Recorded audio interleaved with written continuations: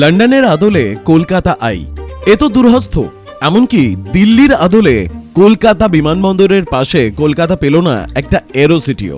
কিন্তু সর্বস্তরে মানুষ এতদিন চুপ ছিল কি করে? কিন্তু এখন প্রত্যেকেই মুখ খুলছে, যদিও সময়ই সব জবাব দেবে। এই যেমন পশ্চিমবঙ্গের শিল্প ও বিনিয়োগ পরিস্থিতি নিয়ে সম্প্রতি একটি নজিরবিহীন ক্ষোভ উগরে দিয়েছে রাজ্যের একটি শীর্ষস্থানীয় ব্যবসায়ী সংগঠন। Her outlook towards our chamber was perhaps not positive, in spite of our wholehearted support to the state government during the pandemic and disasters caused by cyclones.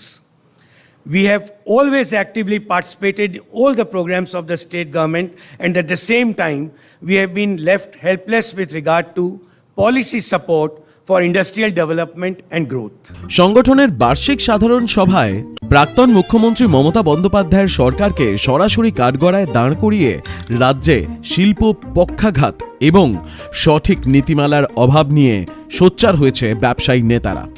এই ঘটনাটি ইন্ডিয়া টুডের বিশেষ প্রতিবেদনে উঠে আসার পর রাজ্যের রাজনৈতিক ও অর্থনৈতিক মহলে তোলপাড় শুরু হয়েছে। যেখানে এককালে বামফ্রন্ট জমানার শেষ ভাগে বুদ্ধদেব ভট্টাচার্য শিল্পায়নের জন্য স্পষ্ট নীতি তৈরি করেছিলেন, সেখানে বর্তমানে সদ্য প্রাক্তন তৃণমূল সরকারের আমলে নীতিগত অনিশ্চয়তা, সিন্ডিকেট রাজ এবং তোলাবাজি শিল্পমহলকে বিপর্যস্ত করে তুলেছে বলে অভিযোগ উঠেছে। একই সাথে মমতা বন্দ্যোপাধ্যায়ের সেই বিখ্যাত প্রতিশ্রুতি কলকাতাকে লন্ডন বানিয়ে দেব আজ এক বড় উপহাসে পরিণত হয়েছে।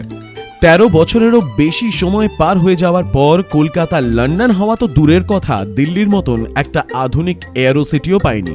কিন্তু রাজ্যে পালাবদলের পর এবার অনেকেই তার স্বপ্ন সামনে তুলে আনছে। উত্তর দমদমের এমএলএ সৌরভ শিকদার কেন্দ্রীয় মন্ত্রকের কাছে কলকাতায় বিমানবন্দর সংলগ্ন এলাকায় নতুন এয়ারোসিটি বানানোর প্রস্তাব রেখেছেন। আজকের ভিডিওতে চলুন গোটা বিষয়টি বোঝার চেষ্টা করি। আমরা কোথা থেকে কোথায় চলে এসেছিলাম এবং আমাদেরকে কোথায় পৌঁছতে হবে। দেখছেন বলো কি জানতে চাও, আমি সায়ন আপনাদের সঙ্গে।